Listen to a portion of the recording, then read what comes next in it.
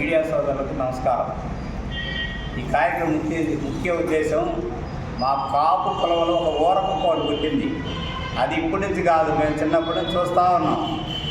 చిరంజీవి గారు పార్టీ పెట్టినప్పుడు ఆ ఊరకుక్క అంతే మురిగింది. ఇప్పుడు పవన్ కళ్యాణ్ గారు పెట్టినప్పుడు అంతే మురుగుతుంది. దాని పేరు పద్మనాభరెడ్డి. ఒకప్పుడు ఉప్మా పద్మనాభం అనుకున్నాం, కానీ అది పద్మనాభరెడ్డి అని ఇప్పుడే తెలిసింది మాకు. మళ్ళీ వైఎస్ రాజారెడ్డి గారికి 2 పిల్లలని మాకు తెలుసు, 3 పిల్లలని ఈ మధ్య పద్మనాభరెడ్డి గారు చెప్తే నాకు వాళ్ళ యొక్క రక్తం పంచుకొని ఈయన పుట్టినట్టుగా ఈయన ప్రవర్తన చూస్తే మాకు అర్థమవుతుంది. వయసు పెద్దదిలే అని చెప్పి మేము ఎంతో గౌరవంతో ఆయన ఎప్పటి నుంచో గౌరవిస్తూ ఉంటే ఎప్పటికప్పుడు మా కులాన్ని నాశనం చేయడం కోసం అతను పుట్టినట్టుగా ఉంది. ఇలాంటి దుర్మార్గుడు మా కులంలో పుట్టినందుకు మేము చాలా చింతిస్తున్నాం. పవన్ కళ్యాణ్ గారు ప్రజల కోసం వాళ్ళు చేస్తున్న వీళ్ళు కనీసం వాడికి కొంచెమన్నా ఇంగిత జ్ఞానం లేకుండా వాడి ఇష్టమైన మాటలతో తోలుతూ ఉన్నాడు. ఇలాంటి దుర్మార్గుడు మా కులంలో పెట్టడం మేము చాలా చింతిస్తున్నాము.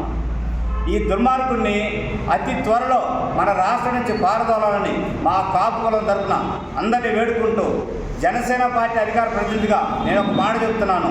పిఠాపురంలో కనుక మా పవన్ కళ్యాణ్ గారికి ఓడిపోతే వాడికి ఛాలెంజ్ చెప్తున్నాను. మేము మాచర్ల నియోజకవర్గంలోనే ఉండం.